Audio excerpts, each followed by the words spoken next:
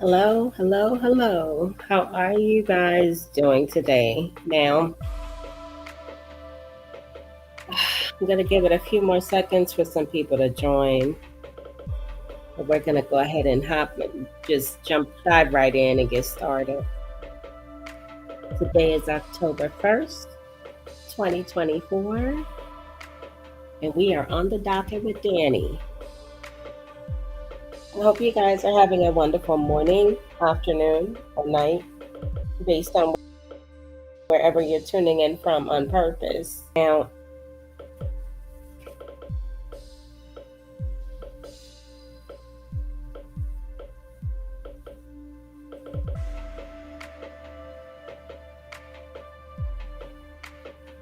let's see.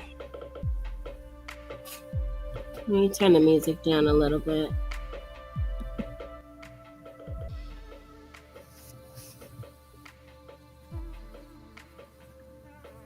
Okay. I wanted to cut the music down just a little bit, y'all. Okay. What are people saying? What have people been saying, like, about this whole Sean P. Diddy Combs situation? What have I observed since his incarceration, September 16th, 2024? One thing I've noticed is there are very few people in entertainment, in the entertainment industry, that have been vocal.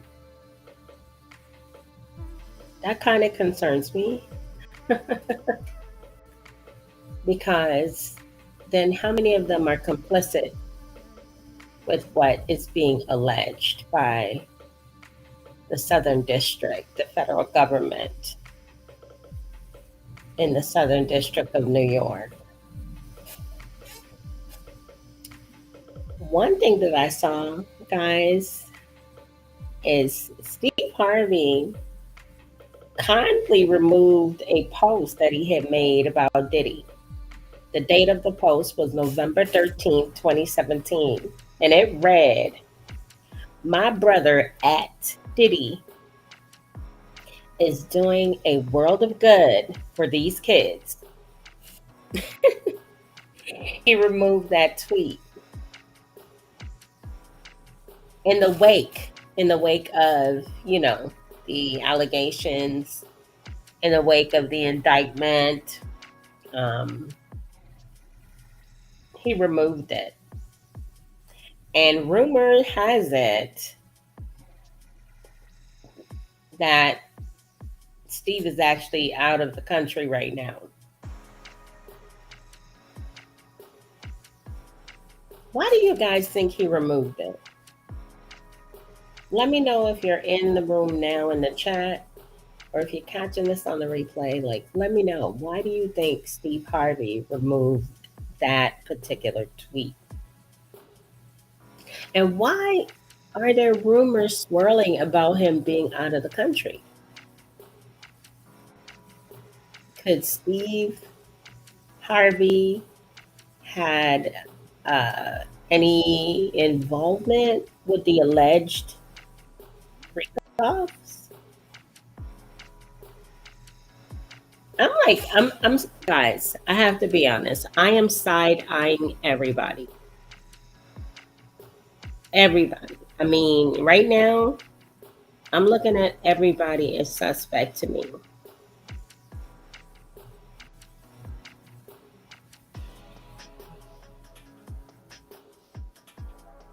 I hope he's not caught up in this destruction, because this is what it's going to be.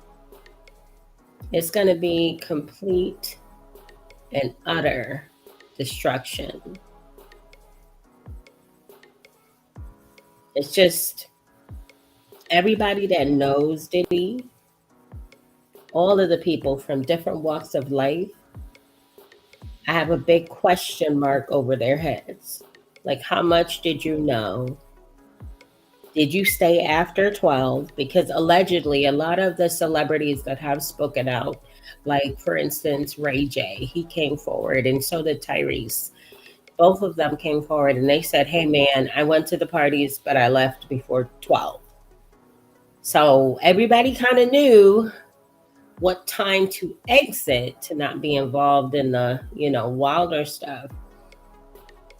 But like, there's a lot of people who have not made a comment one way or the other. Now, I understand that for all intents and purposes, based on the level of where the case sits right now, let's be realistic. Based on where the case sits right now, today, Sean P. Diddy Combs has been indicted on federal charges. The federal government has indicated that this is a racketeering conspiracy. There's one count of that. In a racketeering and conspiracy case, there's usually more than one defendant. Damian Williams, who is the prosecutor on this case, well, the U.S. prosecutor that read the indictment publicly. I don't know if he's going to be permanently assigned to the case or not just yet. But he stated that there are possibilities that additional individuals may be charged in this case. He's not, dismissing any possibility. So I understand why there may be a lot of silence, because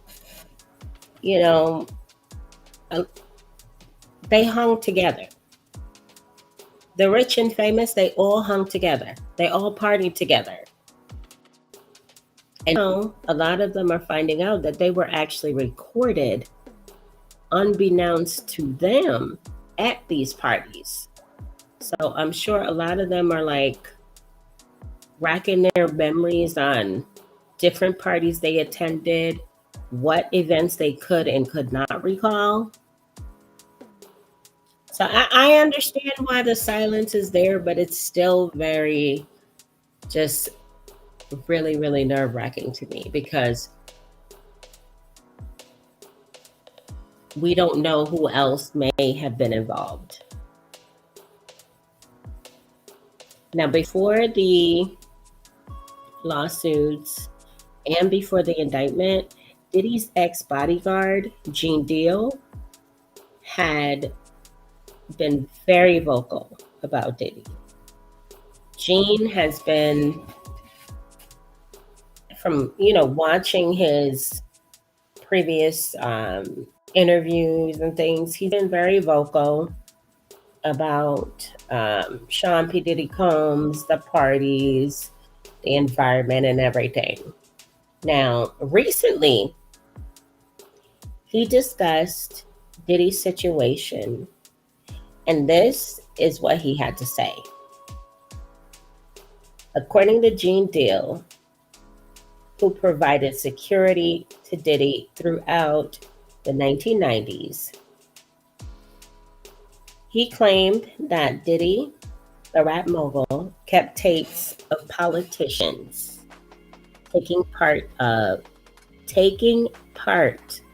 in his notorious freak-off sessions. Gene is saying that he has politicians, y'all. Gene Deal. And he's definitely gonna be one of the more reliable sources, because remember, he was in the inner circle. He worked for Diddy for years. He provided security for some of these parties.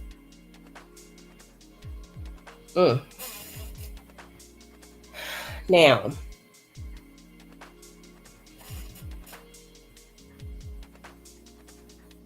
I honestly feel that at this moment in time, Diddy is in a lot of danger.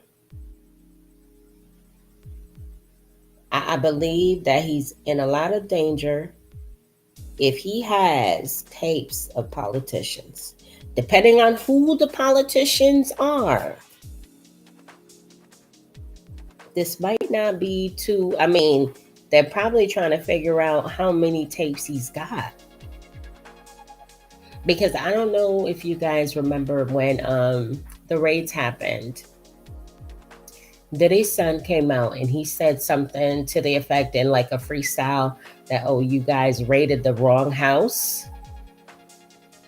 Kind of like insinuating that the stuff that they really wanted was in another location. So I don't know.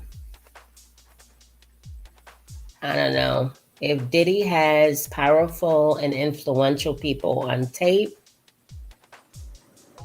he may have something to offer the federal government, or maybe not.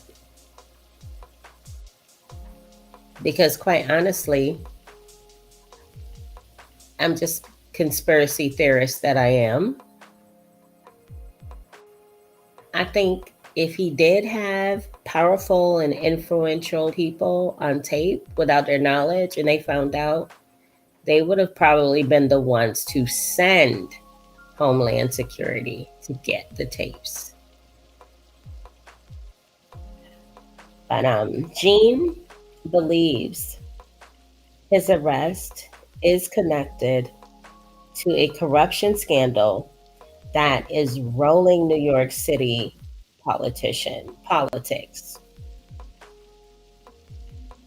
Do y'all think that now I don't know how many of you have been keeping up with the news that's going on in New York, but Mayor Eric Adams was recently indicted as well. He received his own indictment and was arrested.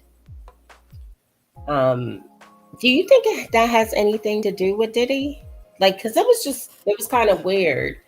Diddy got indicted on the 16th, and I think Mayor Adams, when did he get indicted? I know it was last week. I think Diddy got indicted at the beginning of the week, and Mayor Eric Adams got indicted at the end of the week. It was just, no, actually, Diddy got indicted 2 weeks ago. Yeah, so the week before last week, Diddy's indicted and taken into custody. And then Mayor Eric Adams is then in turn last week indicted and taken into custody. So I thought that was, I felt like maybe Diddy went in there like, listen, I'm gonna talk. I'll give y'all a little bone and a little bit of information for you guys to take the mayor down. Probably trying to garner favor. Allegedly, this is all alleged. I'm just speculating, guys. Don't take me for face. Don't take that for facts. I'm just speculating on that. But what do y'all think? Do y'all think that Mayor Eric Adams' arrest has anything to do with Diddy? And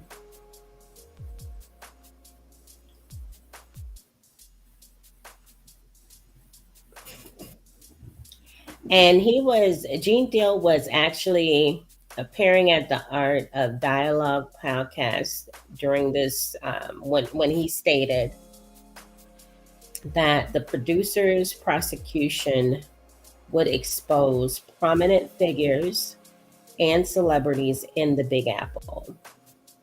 He declared, "This is all bigger than Diddy," without providing further details. What do you like? How big? You know what, y'all? I honestly feel like they're cleaning house. They're removing the old guard and bringing in the new guard. It's a complete, just they're removing all of the old celebrities because I'm gonna be straight up with you guys. The people that are being silent, like let's say Jada Pinkett and Will Smith, I'm very concerned about because I've heard their names tossed out there by a number of people stating that they were at these freak offs, stating that they did indeed participate. Now, this is all rumor that I'm hearing, but it's coming out of like Keefe D. I don't know if y'all know Keefe D, but we're going to talk about him a little bit later on. But he pointed out that Jada Pickett was at a freak off. So it's like, I don't know, like some of your childhood, some of these people that I grew up watching as a child, I'm like, it's just like, wow. They were taking part in all of these illegal activities. Now, let me be clear with you guys. I'm not saying that having a freak off or having, like multiple partners, whether it be separately or together in one room, is against the law. That's not against the law. That is not against the law. It really just depends on how far your kink level is or whatever, right? What is illegal is what the federal government is alleging, though. The federal government is alleging that there were substances introduced in an effort to control, restrain, and also force individuals to partake in the activities.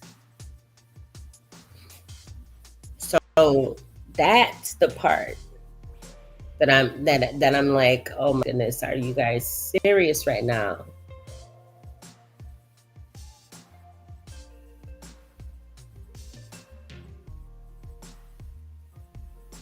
That's the illegal part. But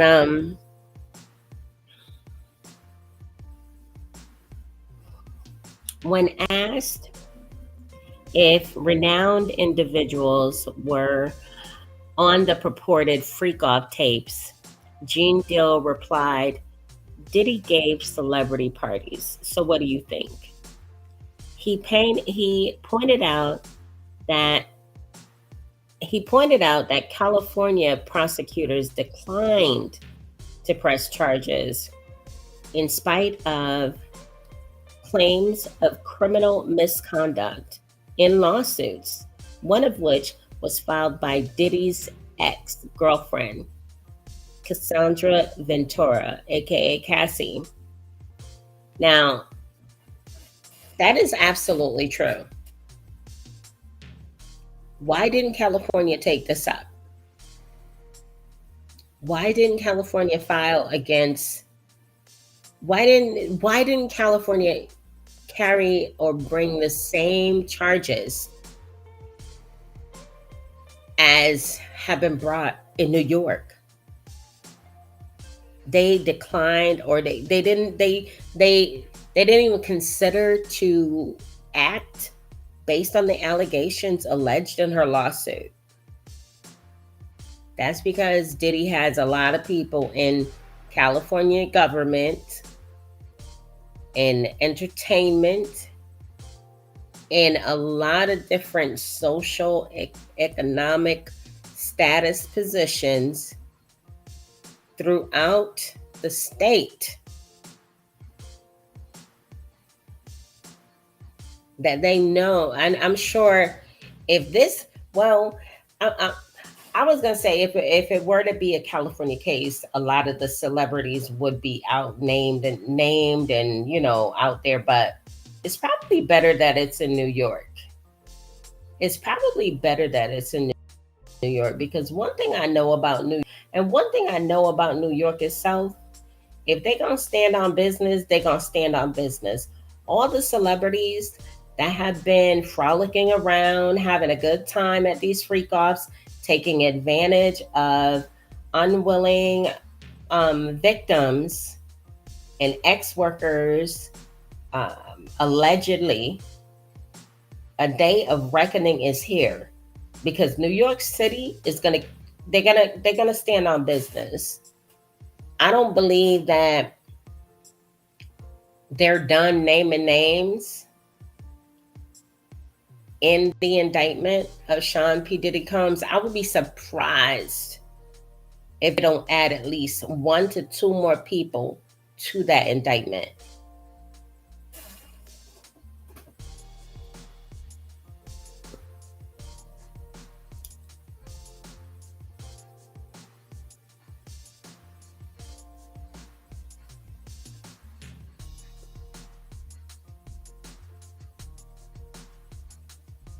And then Gene went on to say that the charges were filed in New York.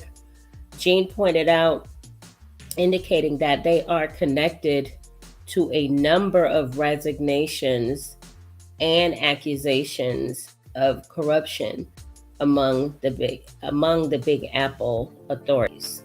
So, I mean, there have been some recent resignations since Diddy's indictment and arrest. I mean, Gina's like, people are not going to put it together. And this is the thing. If you're going to tell it, just tell it, Gene. If you're going to come public with some information, just dish it. Just say names. Let us know exactly what you're talking about, because the riddles, the riddles are not doing it for me. You know what I'm saying? Just come straight out and say it. Who are you referring to that has resigned in the wake of Diddy's arrest? Let's see. The bodyguard claimed Diddy was a victim of other influential music industry players early in his career, adding that Puff wasn't born a monster. He was made into a monster due to what happened to him. To keep it frank, he was doing to other people what was done to him. That's a learned behavior, he added. Okay, I can definitely see that. I can definitely see that, but it still doesn't make it okay. It really doesn't make it okay. Hurt people do definitely hurt people. That's a fact. But at the end of the day, Sean P. Diddy Combs knew right from wrong. He definitely knew right from wrong, because first of all, a lot of the ex-workers, he had his staff procured. He didn't contact them directly like, hey, this is Diddy. Come over to my house, come to my party. According to Rodney Jones, when he was working with him on the Love album, he gave him a bad boy cap to go down to the neighborhood or the closest strip joint, and they knew what it was. They knew that he was there to recruit them for a Diddy party. So, it's like he knew. At some point in time, he knew. I feel like it's a balance. It is a learned behavior. It was done to him, allegedly, and he in turn did it to others, allegedly.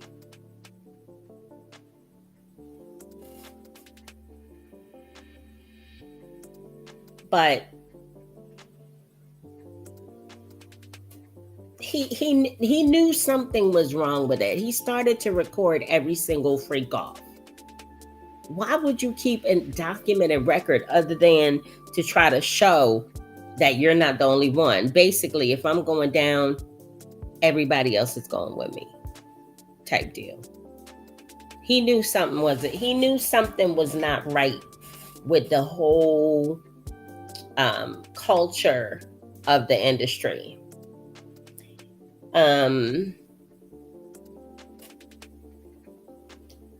Gene Deal was called the rapper's high-profile arrest the result of his karma deeds. He said Diddy's detention will be remembered as one of the greatest tragedies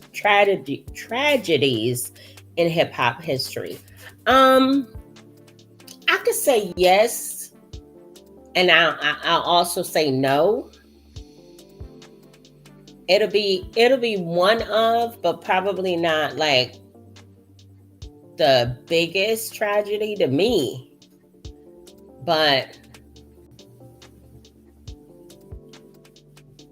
it is a tragedy nonetheless, because he built a legacy from the ground up. He built brands, companies, and an empire pretty much. And realistically speaking, y'all, if, let's say Diddy takes this to the door, which by all accounts, his attorney has indicated that they do intend to take this to trial. He's also mentioned the fact that Diddy might even testify on his own behalf. So, I mean,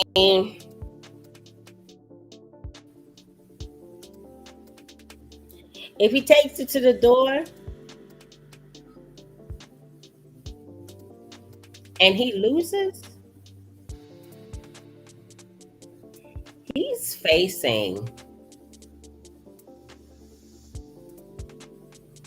he's 54 years old now. 20 to 30 years for Diddy, that's pretty much a life sentence. 20 years from now, I mean, well, not really, because he'd be 70. He'll be 74 if they gave him 20 years. And that's not too bad. But 30 years when he's 80, that would be jacked up. That would basically be the rest of his life, pretty much. But Keefe D also spoke on Diddy back in, and I was looking through to see what celebrities have ever spoken on Diddy. I found Keefe D. He spoke on Diddy back on October 23rd, 2023. He actually said that Jada Pinkett Smith, Vivica Fox were at a freak off. And the girl that used to play Pam on Martin, Tanisha Arnold, she was there too. Now, I want to know, y'all, do y'all think that Will Smith let his wife go to the freak off by herself? Like, what? I was like, when I heard that, I said, oh my goodness. Now, for those of you who may not know who Keefe D is, from what I found, he was on the scene affiliated with the South Side Crips, allegedly. Now, on 7/24/2024, Keefe D allegedly went undercover working with the LAPD to incriminate Diddy in Tupac's unaliving. The investigation also focused on Eric Von Zip. Okay, who is Eric Von Zip? Eric Von Zip is a prominent figure from Harlem. He holds the distinction of being one of the most successful hustlers in the history of New York City. His hustle extended from the era of Bumpy Johnson to his passing in 2012, all without serving any prison time. So he was a hustler that never ever seen the gallows of a jail or a prison. Of course, Keefe D knew Diddy and was willing to set Diddy up, allegedly. What's going on with Keefe D right now? Well, his legal name is Dwayne Davis. He is a man accused of orchestrating the unaliving of Tupac Shakur. He is currently being held in Clark County Detention Center in Las Vegas. He has been in custody since his arrest in September 2023 on a bond of $750,000. His trial date is actually set and is supposed to be beginning November 4th, 2024. Keefe D has pleaded not guilty to the charge.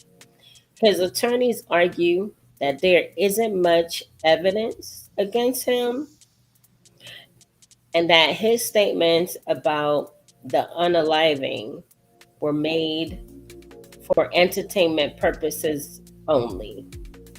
However, prosecutors say that they have new evidence that places Davis in Las Vegas at the time of the Pum-Puming. How was it possible for Diddy to get sued by all these women and men alleging abuse, ex-trafficking, and other crimes? The state of New York made it possible. The state of New York, they have what's called the Adult Survivors Act. It's a piece of legislation that was enacted in May of 2022, which amended state law to allow alleged victims of ex offenses for which the statute of limitations had lapsed to file civil lawsuits for a 1-year period from November 24th, 2022 to November 24th, 2023. So the time frame has ended. So any additional lawsuits where the statutes of limitations have lapsed in the state of New York under their jurisdiction, I don't think they'll accept them unless they were already maybe in process and just needed some correction. But let's go through the lawsuits, shall we? Now, the first one we all know about is Cassie's. I'm not going to review Cassie's. I'm going to start with Rodney Little Rod Jones. What does his lawsuit say? Rodney Little Rod Jones Jr., a record producer from Chicago, filed a 105-page federal complaint against Combs, accusing him and the people who work with him of being part of an illegal racketeering enterprise. I'm going to say allegedly. Jones alleges in his complaint that he has irrefutable evidence of the acquisition, use, and distribution of ecstasy, the white lady, GHB, ketamine, marijuana, and mushrooms, displaying and distribution of unregistered illegal pum-pums, and C, the solicitation of minors and ex-workers. According to Jones, as he alleges in the complaint, Combs reached out to Jones in 2022 to help him produce songs, but Jones claims the work Combs required of him went far beyond producing music. So, long story short, Lil Rod Jones says that Diddy made him procure ex-workers. He assaulted him ex assault essayed him. He alleges that Diddy instructed others to ex assault him. And he also made an allegation that he felt that there was an attempt by Mr. Combs to groom him into becoming a part of the LGBTQ plus community. So that suit is still pending. And if I'm not mistaken, I believe Diddy's attorneys are attempting to have that suit dismissed. Now we have case number 2 of Jane Doe. What does this case allege? Jane Doe alleges that she was gang raped and ex-trafficked by Sean Combs and former president of Bad Boy Records, Harvey Pierre, when she was only 17 and in the 11th grade. She alleges she met Pierre in a lounge in Detroit, and he told her he was best friends with Combs. Doe claims Combs convinced her to accompany Pierre and a third assailant on a private jet to come to his studio in New York City. Oh my gosh.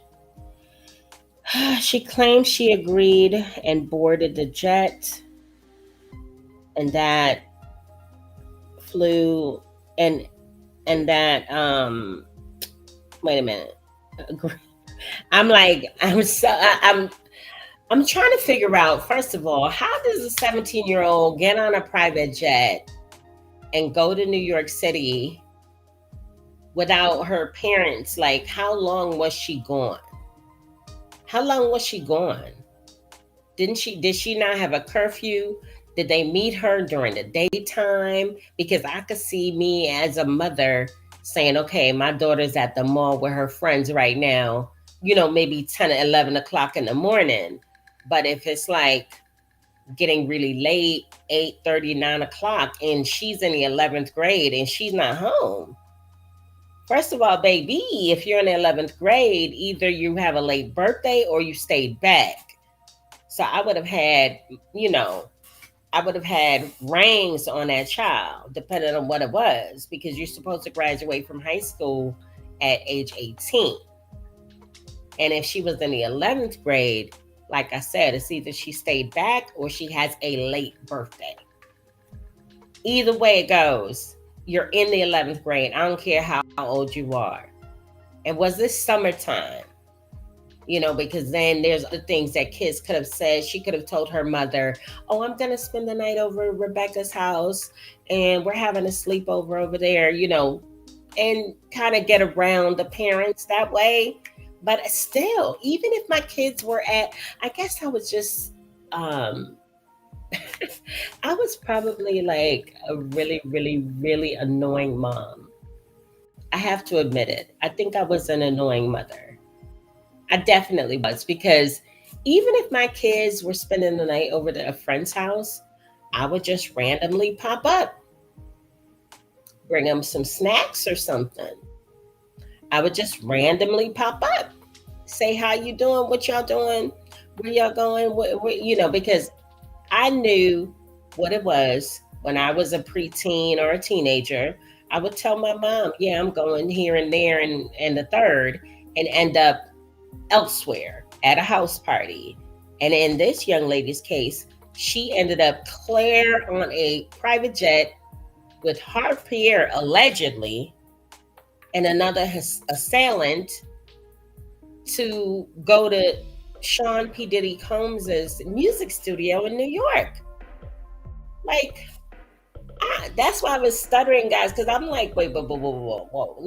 I don't understand how a 17-year-old had the luxury of being able to go on a private jet with these people without her parents. Like, like not intervening, but actually knowing what's good, like what's going on, where's my child. Goodness. Okay, so let's get back to it, guys. All right. She claims she agreed and boarded the jet that flew to Teterboro, New Jersey, and was taken to Combs's studio. She alleges that once there, Combs and his associates, including Pierre, plied her with drugs and alcohol, and alleges she was subsequently gang raped at the studio by Combs, Pierre, and a third assailant. Her complaint states that while Mr. Combs was graping Ms. Doe, he complained that he could not get off unless she pinched his nipples as hard as she could, and that Combs then allegedly watched as the third assailant raped her while she told him to stop. After the third assailant was finished, Mr. Pierre took his turn at graping Miss Doe. Oh my goodness. And then violently forced her to give him oral sex, during which Miss Doe was choking and struggling to breathe, according to the complaint. All right, so the status of that case is it is still pending. And in December 6th, specifically, 2023, Sean P. Diddy Combs posted addressing the lawsuit, stating, "Enough is enough. For the last couple of weeks, I have sat silently and watched people try to assassinate my character, destroy my reputation, and my legacy," he said.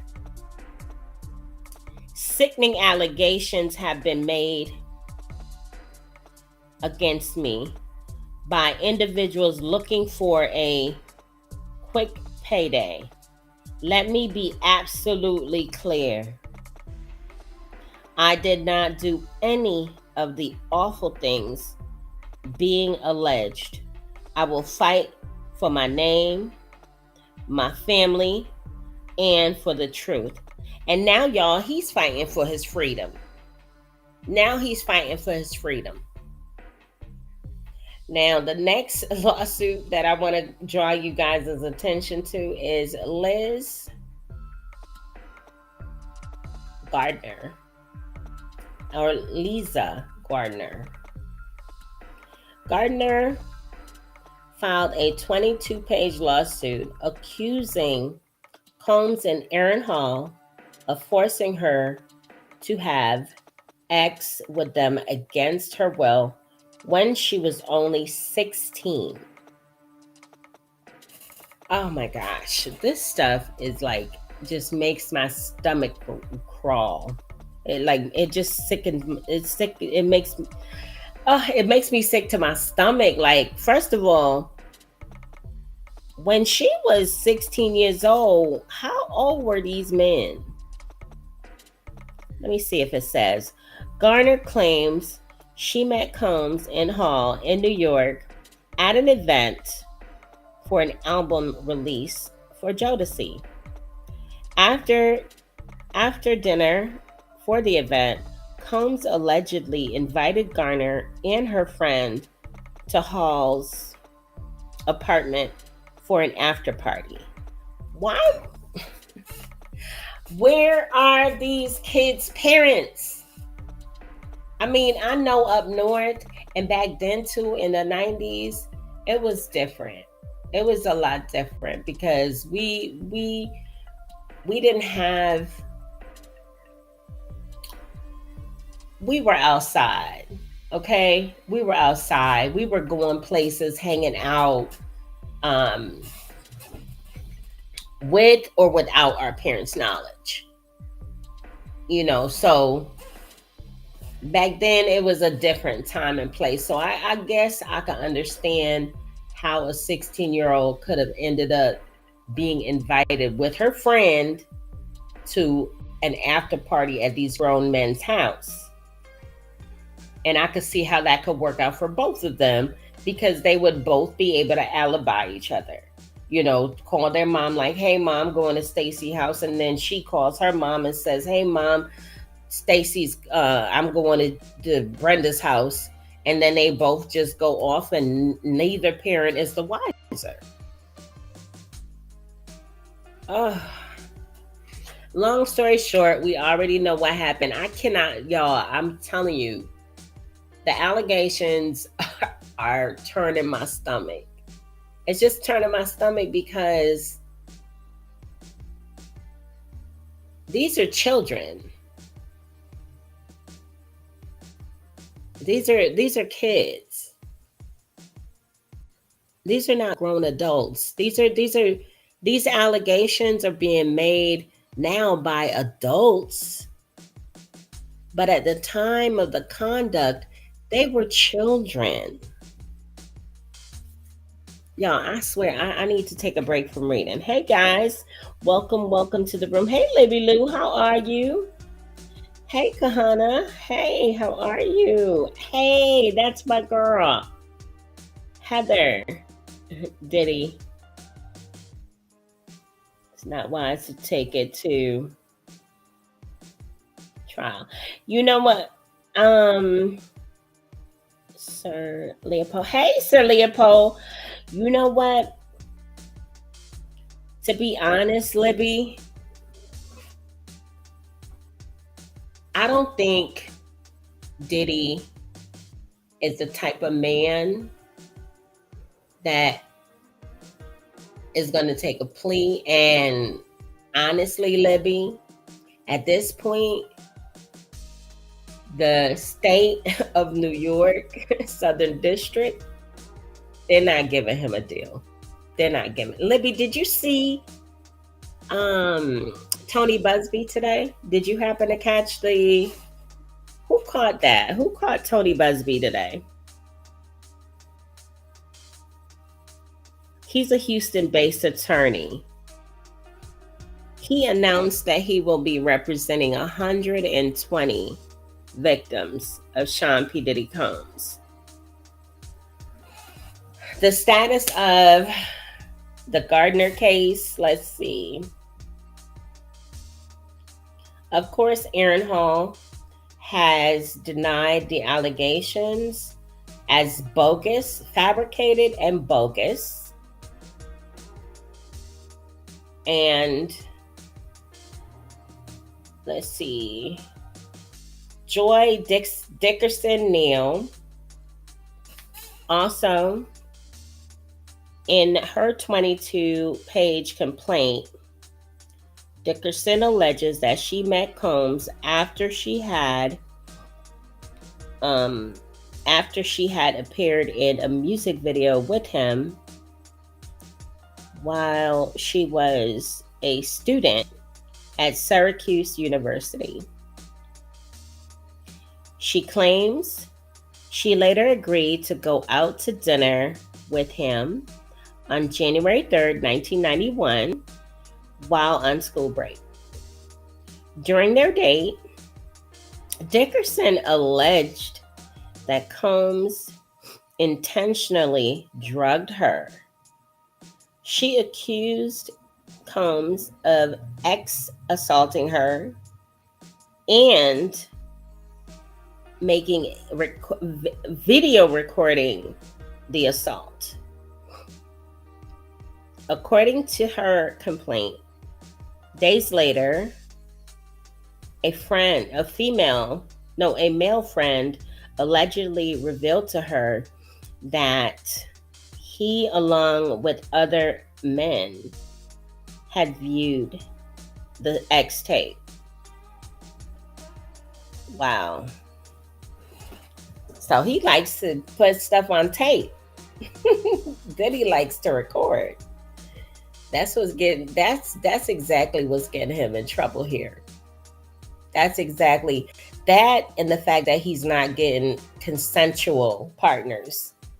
The fact that he recorded it, and the fact that he's not actually getting consensual partners. I mean, not drugged, not under any intoxicants, that know what it is.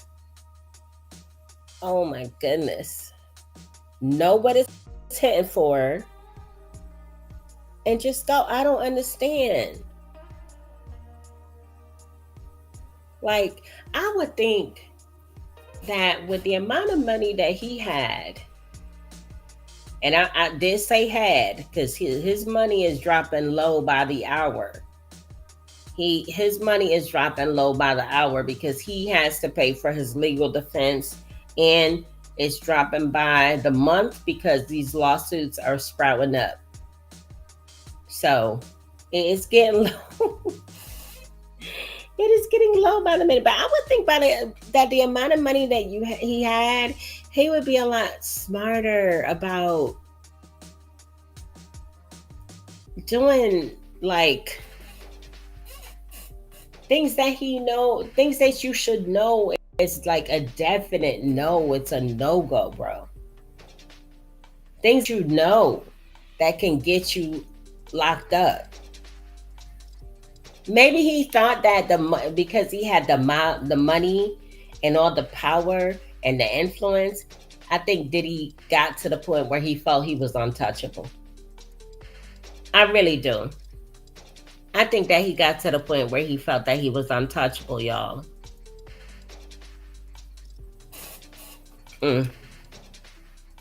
The case between Joy Dickerson Neal and Diddy is still pending as well.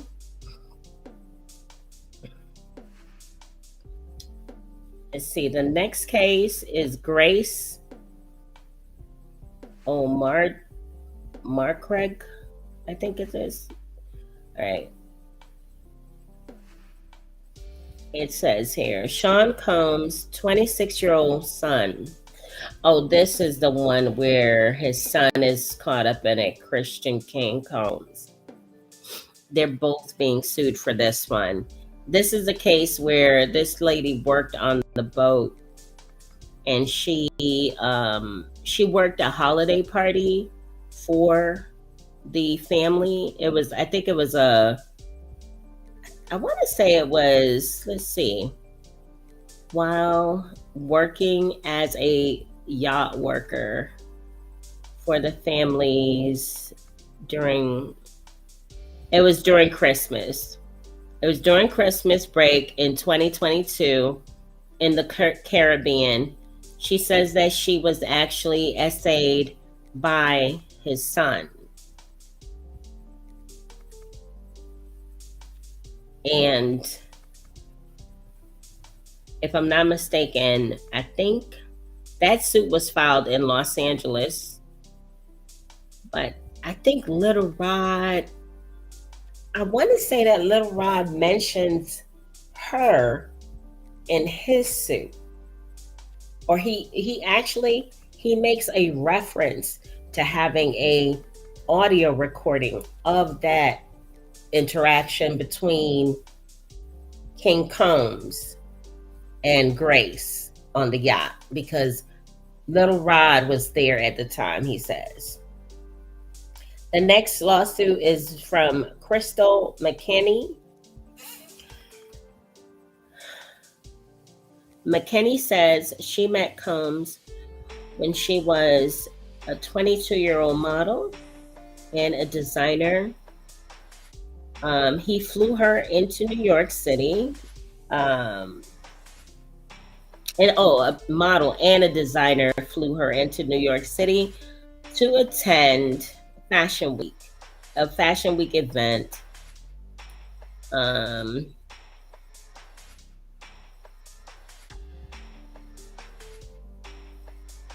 the unnamed designer handpicked her clothes, a black leather coat, a translucent coffin beige V-cut shirt, which McKinney says she has kept unwashed in plastic wrap after the traumatic events. Oh my goodness. Okay, let's see, y'all. McKinney alleges Combs told her that he had power in the industry and was going to help her advance her career. Later that same night, McKinney alleges she met Combs at a studio where he gave her a laced joint, plied her with alcohol, followed her to the bathroom, and forced her to perform oral sex on him. Oh my goodness. What is it? What is it? Oh my goodness. What is wrong with this man? Y'all, seriously, what is wrong with this man? Do y'all think that Diddy is like an insecure, like, like when you grew up, like when you grew up, like there was always that one kid that was like a weird, awkward, socially awkward, unable to like really get a girl, like that one dude that was just like out of place in every single corner of their life. Hold on a second. Oh, oh my goodness, y'all. I am late. Y'all, I'm gonna have to switch the order because I'm supposed to be doing a phone bank right now. So what I'm gonna do, I just saw it. All right, what I'm gonna do is we're gonna go ahead and stick a pin on the lawsuits, and we'll get back to that. We will get back to that. What I'm gonna do is I'm gonna go ahead and play this video and message the person that's hosting the phone bank and let her know that I'll be there tomorrow instead of today, because I have to finish this live stream. I have been waiting to do this live stream since last week, and I have a lot more for you guys. So I'm going to play the audio of the press release, or the press conference that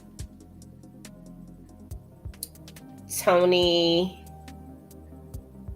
Busby held today at his law offices. Okay, here we go, guys. It's just going to be the audio. For those of you who want to see the video, I streamed it earlier today. You could go to the video right before this one, but I just want to go over the audio again because I want to talk about this as well, because this is the next phase of lawsuits to be filed against Sean P. Diddy Combs. Hello, everyone. My name is Tony Busby. I'm a lawyer here at Houston. I'm licensed in Texas and in New York. And I'll introduce other members of our team as they speak. As many of you know, our law firm has been at the forefront of some of the most important litigation in the United States. We like the tough cases. We thrive in the complicated cases. We've handled over the last 25 years some very big and very important cases. I believe that this one may surpass them all. There are many facets to this. The conduct we will describe today occurred over more than 20 years. There are many people and many entities involved. And we're going to follow this evidence wherever it takes us. We will find the silent accomplices. We will expose the enablers who enabled this conduct behind closed doors. We will pursue this matter no matter who the evidence implicates. These brave victims who have stepped forward deserve nothing less. The biggest secret in the entertainment industry that really wasn't a secret at all has finally been revealed to the world. The wall of silence has now been broken, and victims are coming forward.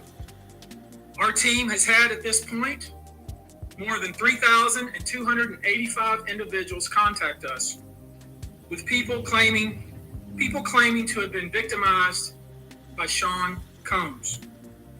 After vetting, we now represent 120 individuals who intend to bring civil claims in civil court against Sean Diddy Combs, as well as claims against many other individuals and entities that we will name as defendants as we file these individual cases.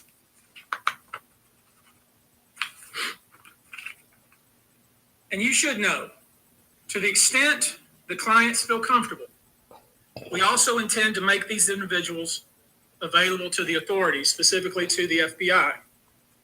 And you should also know a few of them have already been spoken to by the FBI. Now, before we discuss the nature of the claims and claimants themselves, let me comment on the large volume of calls we have received since our first announcement. Even before the indictment of Sean Combs, we had received a small volume of calls and had screened a handful of cases. After the indictment of Sean Combs and the announcement that we were pursuing these claims, the floodgates opened. People who wouldn't otherwise, for a variety of reasons, are now stepping forward to make their voices heard and to pursue justice. But no, most of these people are scared. They fear backlash in their communities. They fear backlash in their own families. They are afraid of retaliation from the perpetrators and their associates. They are rightly afraid for their own personal safety. I expect that through this process, many powerful people will be exposed. Many dirty secrets will be revealed. We know what we are potentially up against. And as is always the case in situations like this, when a celebrity is involved, people can be downright mean and nasty. You would be shocked at the length fans will go, no matter the evidence to the contrary, to defend celebrities. Can you imagine how nerve-wracking it is for them to even consider coming out and naming some of the individuals who were in these rooms while these assaults took place? They love. I mean, there's a reason for this word fans. They're fanatics. I've personally already been threatened multiple times on social media. When I agreed to pursue this, I expected as much. This isn't my first rodeo. But victims who step forward to have their voices heard should not be subjected to that kind of conduct. They should not be targeted. I want to say this, and I want to be clear about it. Although we are vetting each call as stringently as we can, I always start with a mindset that I believe victims. I believe victims because I understand the tremendous courage it takes to step forward. So if you're watching this, please hear me. If you're out there and you have been victimized, you are not alone. There is a great strength in numbers. You can seek redress. You can obtain justice. We can help you, and we will help you. That being said, as stated, we are vetting every call that we receive. We've had to turn away some. For each, we ask for corroboration. For each, we ask for the identity of witnesses. We also have collected pictures, videos, texts. We check venues, we check dates. We want to corroborate that the claims being made have legitimacy and merit. We have on staff now a former detective from the Major Offenders Unit of Houston Police Department who is helping us vet each claim. We're using our common sense. We're being stringent because, as I said, these are not easy cases. They're very tough. The process is hard, and in some cases, the process is very lengthy. These cases are hard to prove. Many times, it's the victim's word against the alleged perpetrator. Each of these victims will no doubt be publicly attacked by the alleged perpetrators, and in some cases, the general public. The feckless and cowardly keyboard warriors love to attack. We know what we're up against. We did not enter this fray blindly. I wish it was my last such fray. I wish this type of behavior wasn't so pervasive. But it is what it is, so we will press on. As I said, our law firms have been retained by 120 individuals at this point to pursue cases in civil court against Sean Diddy Combs. You should know, in this group, it is evenly divided between males and females. There are 60 males and 60 females who have joined us to pursue these claims as plaintiffs. In this group, 62% identify as African American, 30% are white, and the remainder are Hispanic or Asian. The victims are from more than 25 states. The majority are from California, New York, Georgia, and Florida. I don't want to focus on the ages of these victims. When we talk about the ages of the victims when the conduct occurred, it's shocking. Our youngest victim at the time of the occurrence was 9 years old. We have an individual who was 14 years old. We have one who was 15. 25 of the 120 individuals who are plaintiffs in these cases were minors at the time of the acts complained of. The time frame of the acts complained of is very wide. The conduct at issue spans from the years 1991 all the way till this year, 2024. If you wonder why there are so many alleged victims, that's your answer. We're talking about more than 25 years of this type of conduct.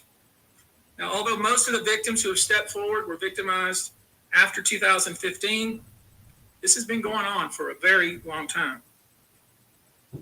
Now, when you think about the fact that some of this conduct occurred 25 years ago, and you wonder why would it take somebody so long to step forward, I want to remind you that many states in the United States have recognized that it's very difficult for a victim to step forward and to make these types of allegations when something very terrible has happened to them.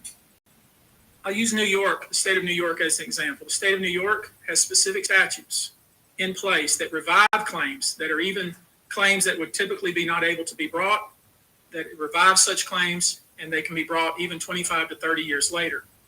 Because there's a recognition there in New York and California and other states that it's very difficult for a victim to come forward. And I would respectfully suggest the only reason many of these people are coming forward because they see other victims coming forward. And it gives them some comfort that, hey, I won't be the only one. And I expect more victims will come forward. You know, there's an old saying that says, a lie has great speed, but truth has endurance. The acts complained of in these cases that we're going to file occurred primarily in New York, either Manhattan or the Hamptons, or occurred in California, primarily in Los Angeles, or in Florida, primarily in Miami. Most of these events and incidents occurred at parties, typically after parties, or album release parties, New Year's Eve parties, 4th of July parties, something they called a puppy party, the all-white party, although several of these events occurred at auditions. Many times, especially young people wanting to break into the industry, were coerced into this type of conduct in the promise of being made a star or in the promise of having Sean Combs listen to their tape or even let them read for Sean Combs. You should know that some of this behavior occurs. I'm sure a lot of celebrities are sitting there scratching their heads after this press conference saying, "Oh my gosh, I went to that album release party. I was at this party." They're probably like sitting there like, "Oh my goodness, I'm on the tape for that party." Now, there's nothing wrong with a certain celebrity being shown on a videotape at a Diddy party. That's not what, that's nothing for any of the celebrities to be concerned about. It's those people who partook in the illegal activities that need to kind of be very concerned right now. Because in the coming weeks, well, we'll talk about the case after this. Let me finish. Let me let this play, and then we'll talk about the case a little bit. At well-known venues in New York City. Some of this behavior occurred at private residences of people that we all know. Some of this behavior occurred at hotels that we're all familiar with. You should know that more than 55% of the victims filed reported this conduct to either the authorities, that is the police, or to, we're in the process of collecting with our team assistants, medical records, reports that were made to the authorities.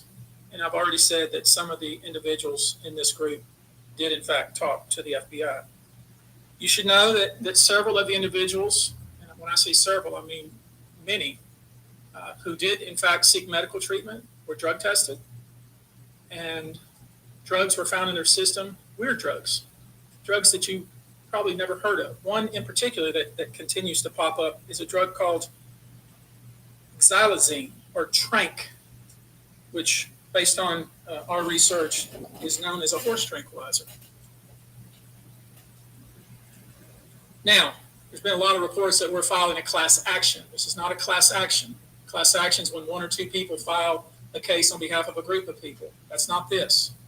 These cases will be individual cases. Each case will live and die on its own merit. These cases will be filed. You guys hear that? Each case. This is not a class action. It was being reported that his firm was taking up a class action against Sean P. Diddy Combs. And he clarified each case will be tried will be submitted individually. And they will be submitted and they will stand on their own merit. So he has 120 survivors, 120 clients so far.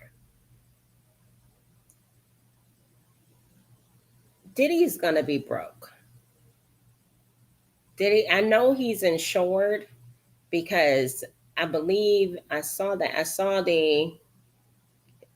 statement of insurance on one of his lawsuits, but I know his insurance will be involved in paying some of the damages related to this.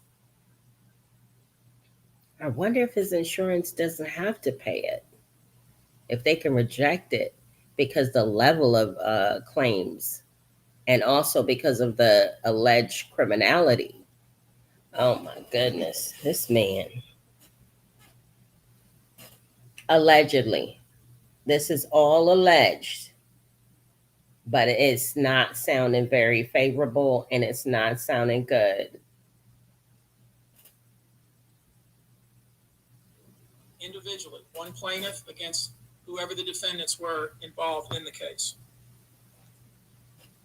Each case may be filed in one venue like California. Another case may be filed in New York.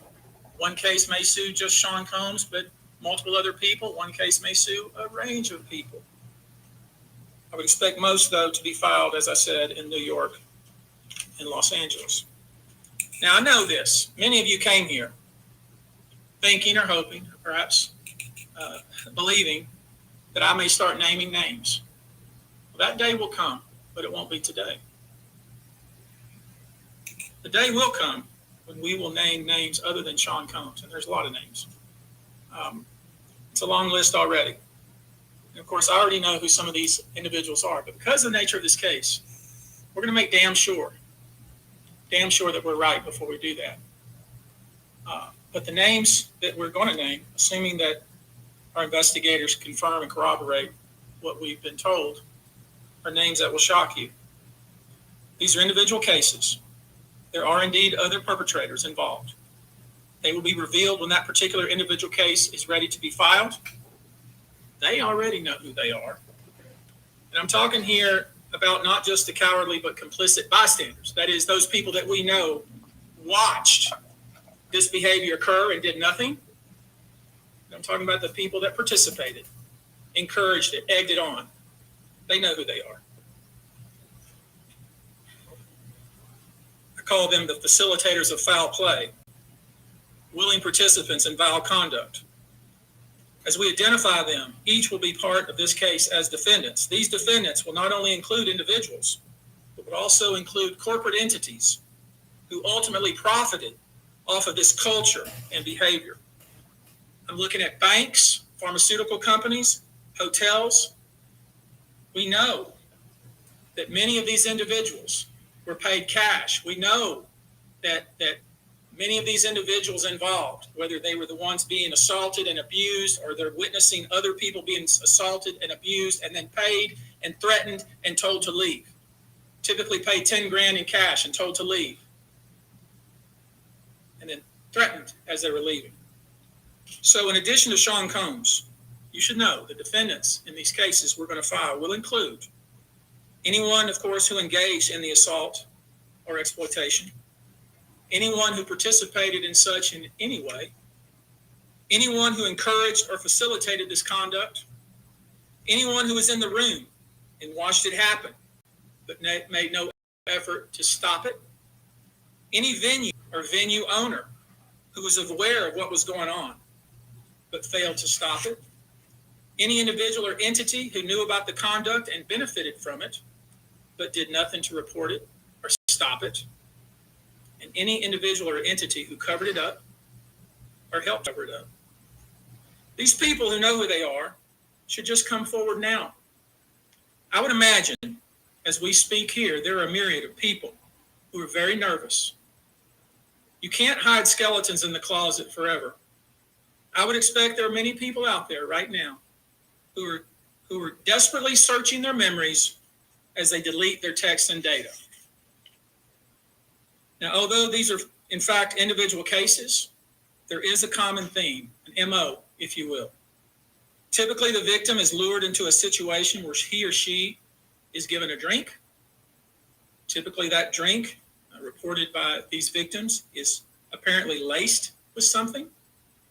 Once that drink takes effect, the perpetrators perform all kinds of sexual acts on the victims, many times passing him or her around as other people watch and enjoy the show, and then leave the victim ashamed, confused, injured, and wondering what happened. When the victim reaches out, he or she is told not to say anything. Sometimes there are threats of physical violence or financial repercussions or bodily harm. The claims we intend to bring will include the following: violent sexual assault or rape, sexual abuse, facilitated sex with a controlled substance, false imprisonment, compelling prostitution, sexual misconduct, dissemination of video recordings, false imprisonment, sexual abuse of minors. Given the large volume of cases, and given our other docket obligations, and given the fact that we want to be sure when we file these cases that they are fully vetted, I expect we'll start filing these cases against Sean Combs and other perpetrators within the next 30 days. Now, so he expects to be filing cases against Sean P. Diddy Combs and others within the next 30 days. Now, from what he said early on in this press conference, he indicated that many of the crimes being alleged occurred in the majority in California, some in New York, and in Florida. So I'm going to be checking each state in the upcoming weeks, guys, to be sure that we don't miss when he files his first case. I mean, I doubt that the media is going to not be on the lookout for his filings, but I'm going to be on it too. It's rare, sexual abuse, sexual exploitation, this type of activity is pervasive in our society, and it's rare we get a chance where we can really focus on this as a country and really focus on this about how pervasive this is and what we can, as collectively, can do about it. So I thought I'd take this opportunity before I go into some of the individual cases and talk about some of the individual claims being made and so you'll get a sense of what this 120 people group looks like individually. I want to bring forward Carrie Paul. She's a national victim advocate who helps victims who have been victimized by this type of conduct. And she has some important words, and I hope you'll pay close attention. I think it's important that you hear from her.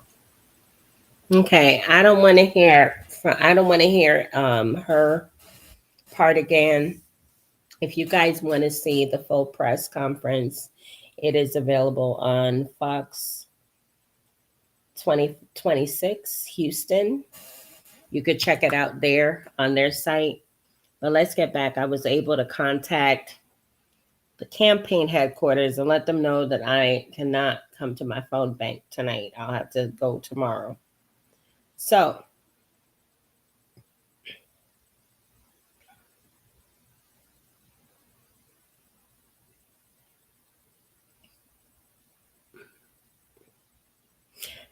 now I want to take a moment, guys, to look at the players in this. Who are the legal players? I'm going to start with the prosecution. Damien Williams. He is the U.S. attorney, the prosecutor that presented and brought the indictment against Sean P. Diddy Combs. He is the United States attorney for the Southern District of New York, nominated by President Joe Biden in August 2021, and confirmed by the United States Senate in October 2021. Mr. Williams is the chief federal law enforcement officer for the district, which was established in 1789 and encompasses the boroughs of Manhattan and the Bronx in New York City, along with Dutchess, Orange, Putnam, Rockland, Sullivan, and Westchester counties. As United States Attorney, Mr. Williams supervises the investigation and prosecution of all federal crimes and litigation of all civil matters in which the United States has an interest. He leads a staff of approximately 450 lawyers, special agents, paralegals, and other support professionals.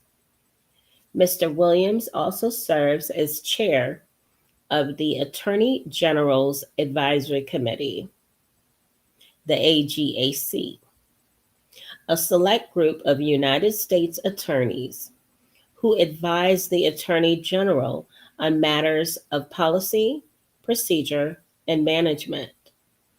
Prior to his confirmation as United States Attorney, Mr. Williams served as chief of securities and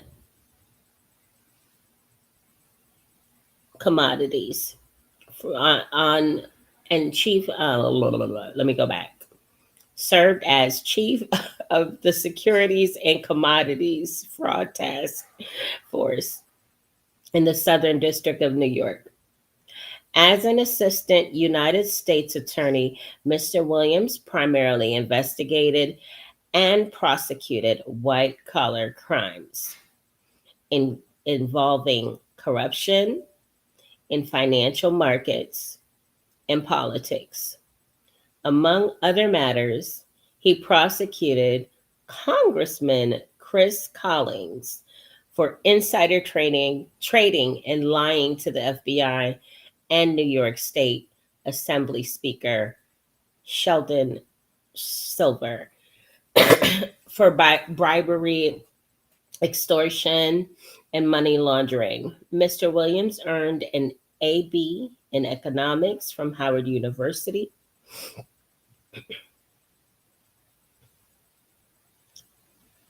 a MPhil in international relations from University of Cambridge, and a Juris Doctorate from Yale Law School. He served as a law clerk to Judge Merrick B. Garland of the United States Court of Appeals for the D.C. Circuit, and then to Justice John Paul Stephen of the United States Supreme Court. I just want to say to you guys that Williams is the first melanated attorney appointed to the U.S. Southern District of New York.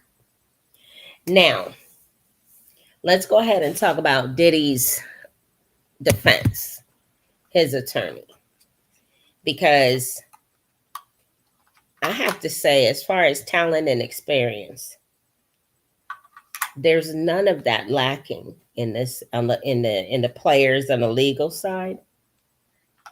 Talent as well as experience, it's not lacking in this case. I think that the federal government has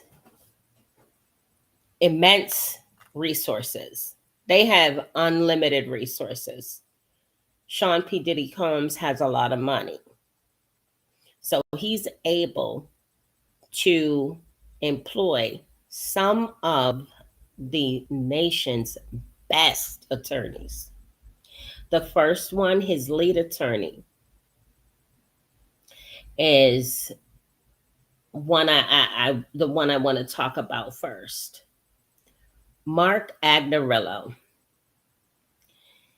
Mark Agnarillo has won acquittals in many of the most complex and difficult trials in America. In the last several years alone, he secured 3 complete acquittals in cases ranging from assault to international tax fraud to political corruption. Mark has tried more than 200 cases over his 30-year career and is routinely hired in federal and state court in complex cases. As a former supervisor at the United States Attorney's Office for the District of New Jersey and former Manhattan Assistant District Attorney. So he used to be a New York DA. So he's very familiar with the rules, the laws, and exactly how the game is going to be played in this federal court house when this all goes down. I'm sure his team with Mark at the head of it, they are anticipating what the government's next move is going to be. Mark Wait a minute, let me get back. I lost my spot, guys. And former Manhattan Assistant District Attorney, Mark serves as lead trial counsel on complicated and serious criminal cases, investigations, and financial regulatory matters in the U.S. District Courts throughout the United States. In state courts in New York and New Jersey, and in other other countries. Oh, generally, Mark handles high stakes criminal cases involving securities, mail, wire, insurance, and bankruptcy fraud, money laundering, construction and labor union matters, foreign corrupt practices, not violations, racketeering and enterprise corruption, international arms dealing, claiming antitrust, bribery, kickbacks, and criminal tax investigations. Mark also represents companies and individuals in securities and exchange in the Securities and Exchange Commission and FINRA enforcement. That's FINRA enforcement proceedings, internal corporate investigations, and grand jury matters. Mark has also represented select clients charged with offenses such as unaliving, firearm possession, and other similar matters. Finally, Mark has an active international criminal practice. He has represented clients working with local counsel, of course, on matters charged by the government of Italy, Switzerland, Romania, Bulgaria, as well as investigations in several other countries. Now,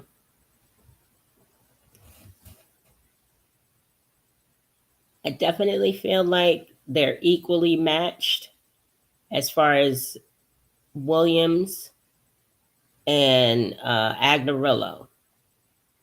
But like I said, I don't know if Williams is going to be the one taking this to trial or if it will be passed on to someone within his office. Now, I want to talk a little bit about Diddy's new home. He's gone from from his sprawling mansion in South Miami to now residing in Brooklyn in substantially less opulent conditions. Just like y'all, I do not purport to have anywhere close the amount of money that Sean P. Diddy Combs has. But I'm gonna tell you right now, if I had to sit in that federal prison, that federal jail in Brooklyn, what I hear are rats that are big as cats and dogs, little miniature, little miniature cats and dogs running around, but it's really a rat, big as an old possum. If I had to sit in that, in a cell in an environment like that, they call MDC hell on earth, y'all. If I had to go from where I'm at right now to that, I don't know. I don't know if they would have to take, I would need to go to the hospital. I wouldn't be doing well.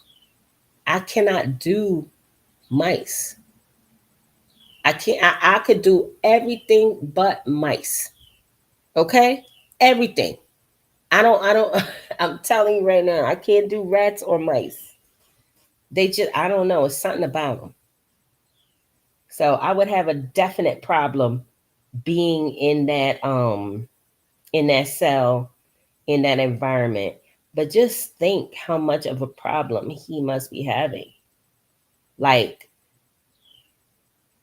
they reported that they had him on sideways watch, and I'm thinking it was partially protocol, but also because he probably snapped out and said something crazy. He could have snapped out and said something crazy, like, I just wish I wasn't here no more. You can't say that. You can't say stuff like that in a correctional facility. You say things like that in a correctional facility and you're an inmate, they're going to put you in that dress for at least 72 hours.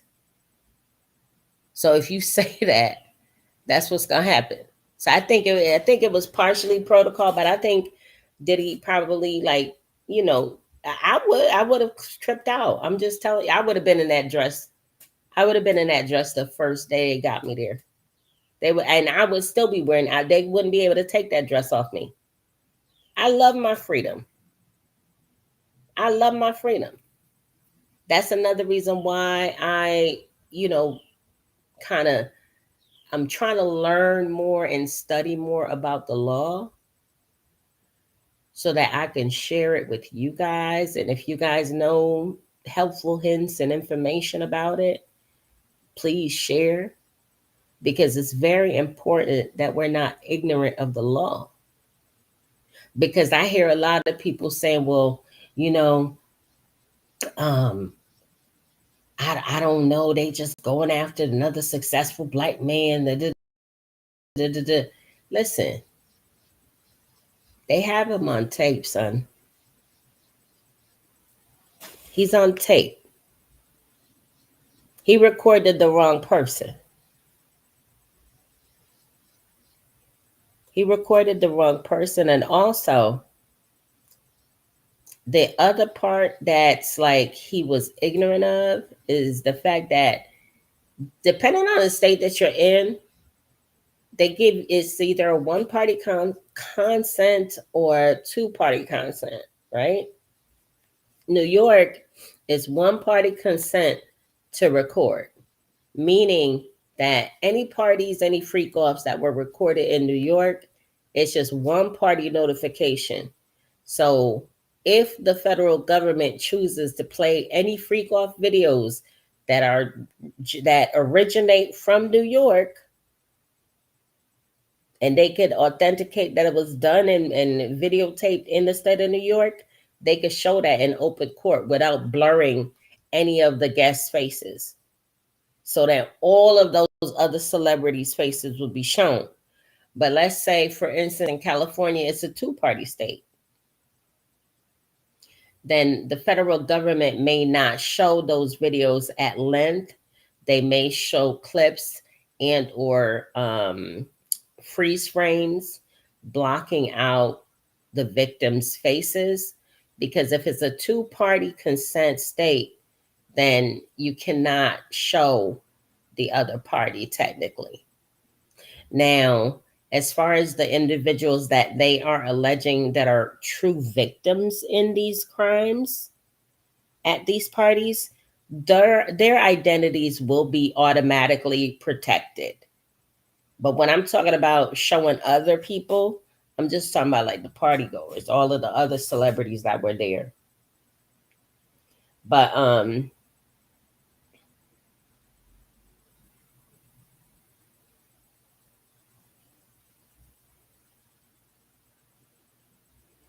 as far as Diddy's new home,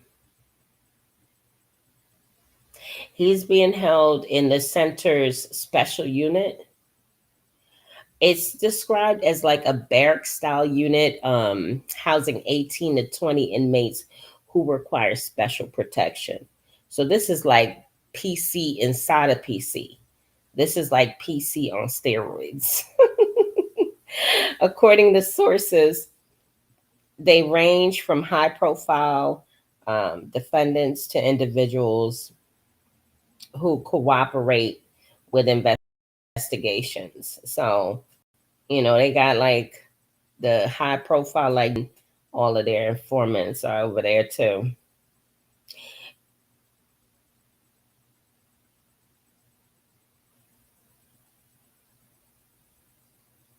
Okay, so the 30-year-old facility has hosted a number of high profile inmates, including crypto fraudster Sam Bankman Fried, ex abuser R. Kelly. Oh, yeah, R. Kelly was there.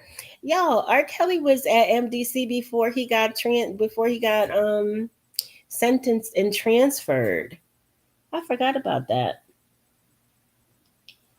And Takashi 69, Allison Mack, the former Smallville actress, and a high-ranking member, the high-ranking member of the cult of Nexium. I thought it was, oh, and the high-ranking member. Wow, I didn't know Allison Mack was a high-ranking member of Nexium. Was held there. Ghislaine Maxwell. We all know that Ghislaine was there. And associates of financier and ex-offender Epstein, who also groomed women for him, did time at MDC.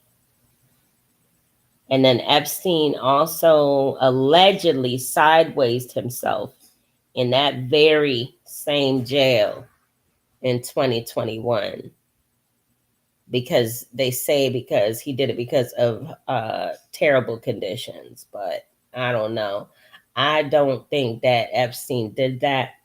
I think that Epstein's list, they didn't want to take that list to the public, because see, in this country, court proceedings are supposed to be open to the public. Like, you should be able to go into your local courthouse and sit in the courtroom and just sit there and listen all day if you want to. Nobody shouldn't ask you what you're doing there and ask you to leave or anything. It's actually a part of our judicial system and our process. We are allowed as citizens to watch it in real time. Now, on the state level, that's true. That rings true. With advances in technology, on the state level, we get to see state trials and cases like the Young Thug trial going on in Georgia right now. It's being televised, it's airing on YouTube. Every single day that they're in court is available. You could watch it on the replay. Other famous cases that have been broadcast there, Nature Boy, Eligio Bishop. So on the state level, you can see a case on your phone, on YouTube, or on television, on Fox or ABC or CBS. But any case that's being held in a federal courthouse, video cameras are prohibited. So you're only allowed to sit in, actually physically, in the courtroom. So y'all already know what's going to happen when Sean P. Diddy's trial is announced. You guys should already know, because I've already let everybody know that I will be going to New York for his trial. Ideally, what I want to do is I would like to be there for opening statements. I'm going to let them get jury selection and all of that out the way. I might be on my way there during jury selections, right? Because I want to get there for opening statements. I want to hear the government's opening, and I want to hear his defense's opening. I want to hear, because at the opening statements, both parties are going to paint the picture as to what their case is, what the evidence should show and confirm, and in the defense's case, doesn't show nor confirm. They'll be able to present that to the jury at the beginning. I want to be there because I want to hear it. It will set the tone for the trial. And then I want to stay for at least, depending on how long the witness list is for the government, I want to be there for at least 5 to 6 witnesses. So I'm kind of thinking in the beginning, I want to be there for a full month. And then I'll leave and kind of follow the paper trail because you guys know I have access to Pacer. I log in every day and check in on all the filings that are uploaded. But I'm thinking that's going to be the best for me as far as how much I want to be away from home, the financial part of it as well.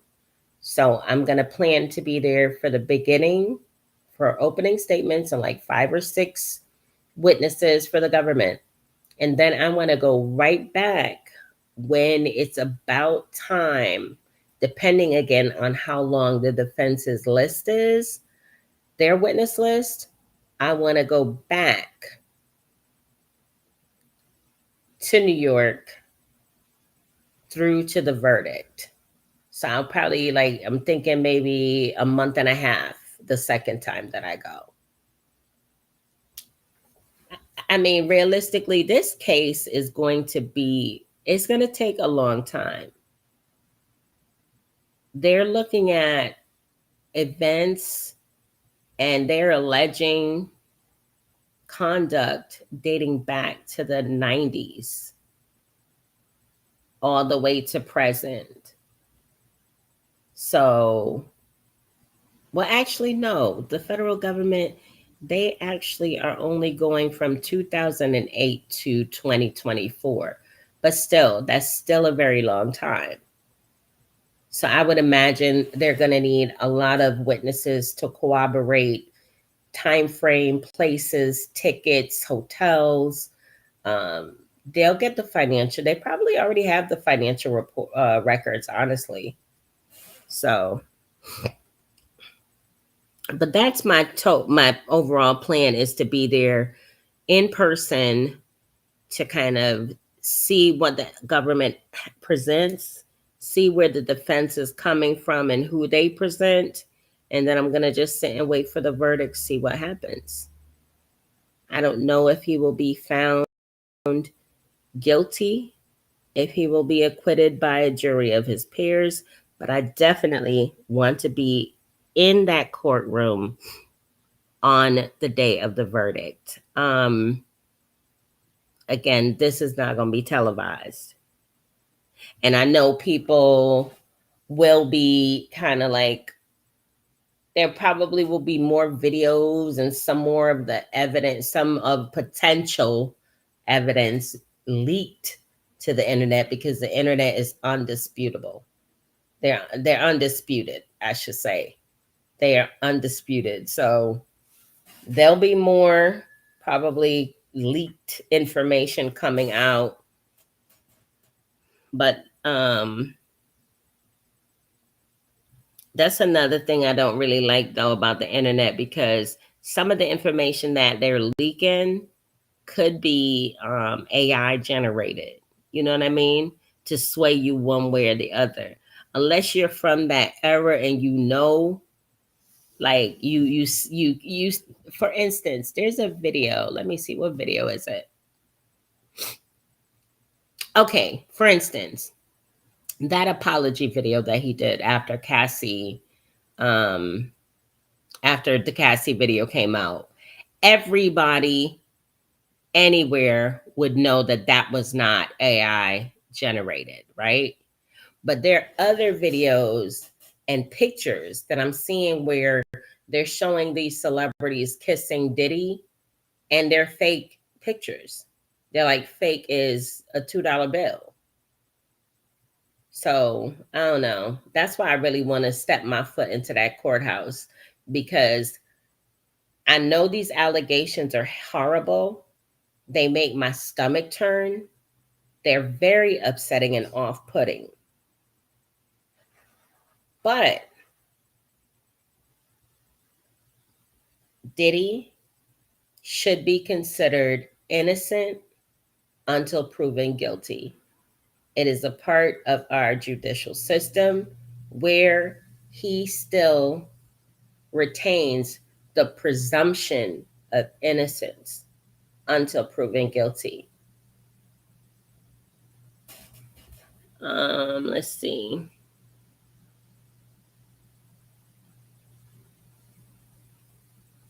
Who else? Donald Trump's ex-lawyer Michael Cohen, and LGBTQ corn star Austin Wolf, who was recently arrested for possessing, and distributing hundreds of videos of child porn. All right, for Diddy, it's likely where he will spend several more nights at the federal detention center awaiting trial in Manhattan. Now, I just want to give you guys a quick update as of the 30th. Diddy's attorneys have filed an appeal. Diddy's attorney, her name, this is a dream team, y'all. Her name is Alexandria Shapiro. She has filed an appeal of the bond denial. Who is Alexandria Shapiro? She is one of the nation's leading appellate lawyers, noted for successful results in high-profile white-collar matters. She has won appellate reversals in many criminal and civil cases. These victories include Supreme Court decisions narrowing the scope of the federal fraud statutes. Kiminelli versus United States and Percoco versus United States, and multiple Second Circuit rulings granting judgments for acquittal and new trials. Alexandria argued Salmon v. the United States, the first insider trading case heard by the Supreme Court in 20 years. Alexandria is also an experienced trial attorney who began her career over 30 years ago as a justice for Ruth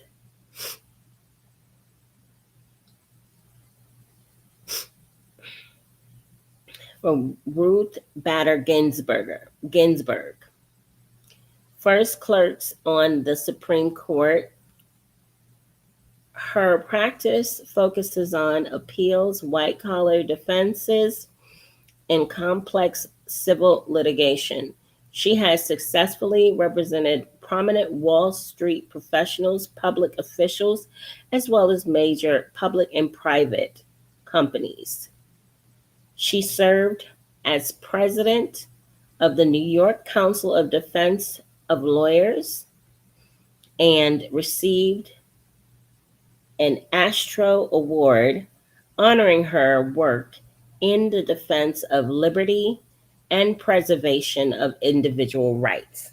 Now, he's added this other high-powered appellate attorney who's very skilled. So I guess to take some of the stress off of Agnarillo, she'll go in with all the, she'll be the one on the case from the beginning, spotting any of the federal government's issues as the trial goes on. She'll be sitting there at that table arguing every single item that could become something for Combs to be able to be granted an appeal. So from the very beginning, that's smart. That's excellent, because that will mean that he will have someone at that table who can pinpoint where they could be appellate issues should he blow trial. Now, he has also enlisted the services of Anthony Rico. Anthony L. Rico is a 1981 graduate of the Northeastern University School of Law. He has been in private practice since 1982. RICO's practice involves state and federal criminal defense and capital defense litigation. He is admitted to practice. Why does this says admitted? It's not supposed to be admitted. It's supposed to say committed. Y'all, it says admitted and it's supposed to say committed. How does his bio have this? You know what? I'm going to message those people that I got his bio from and let them know like that is just unacceptable behavior. Like how is it possible for this important most important of a public figure to have anyway. Okay. He has been in private practice since 1982. RICO's practice involves state, federal criminal defense, and capital defense litigation. He is committed to practicing law in New York and has been in the United States District Courts for the southern, eastern, and northern districts of New York, the Second Circuit Court of Appeals, and the Supreme Court of the United States. RICO has represented 14 clients in federal unaliving prosecutions, including Andre Cooper in the Eastern District of Pennsylvania, a case in which the jury rejected the unalive penalty in May of 2006. So he's putting together a dream team. He's gonna need it. He's smart though. That appellate attorney, that's a good move. I mean, and then also he has this other attorney who has experience in all of the district courts in New York. So he's very that's wise. He's gonna need it. He's definitely gonna need it. Hey Suzanne, how are you? Welcome. I didn't even see you come. Hey Patrina, how you doing? I didn't even see you walk in, love. BB, I saw you already. I sure did. Okay, if y'all are just getting here, y'all gonna have to join the replay gang. Hey Makita, how you doing, love? It's so good to see y'all. Listen, I'm about to hop off here now. This is every single time they come out with an update on Diddy, it gets more and more disappointing to me because, like as I said at the top of this, there's nothing wrong with consensual adults connecting with each other, whether it be 2 of them in a room or 100 of them in a room. It's whatever you're into. That's not illegal. That's not illegal at all.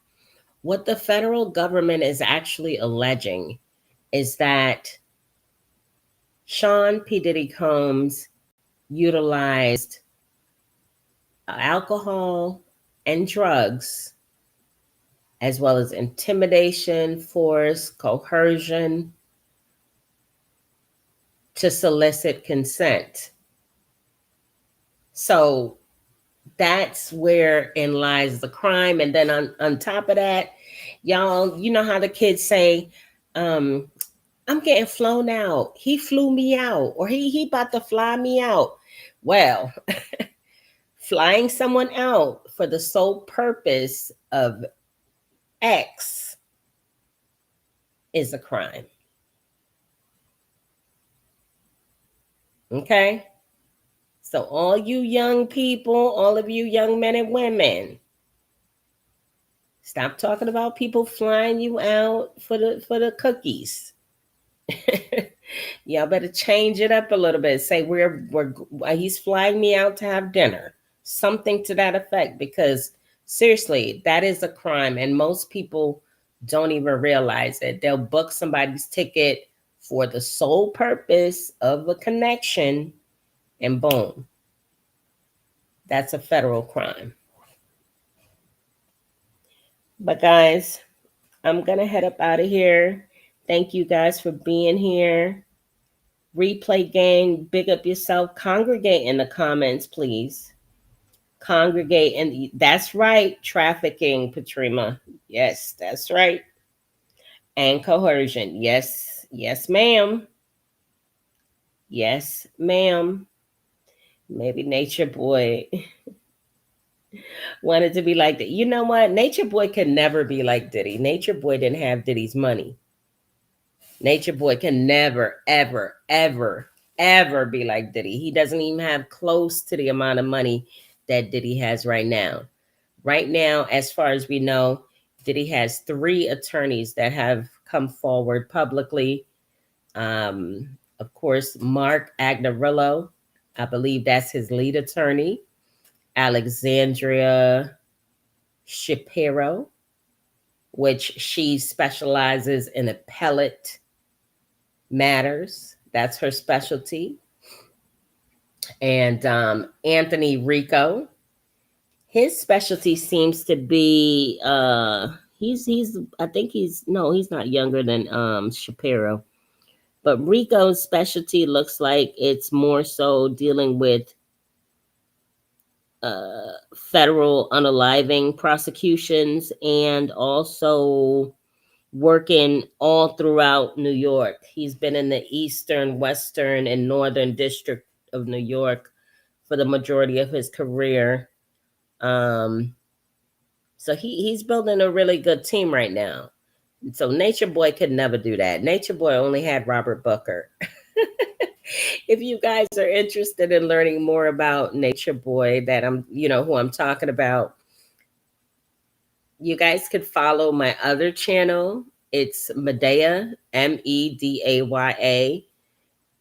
That's where I talk about Nature Boy. All right, y'all. Replay gang. I'll see y'all in the comments. Until next time, y'all.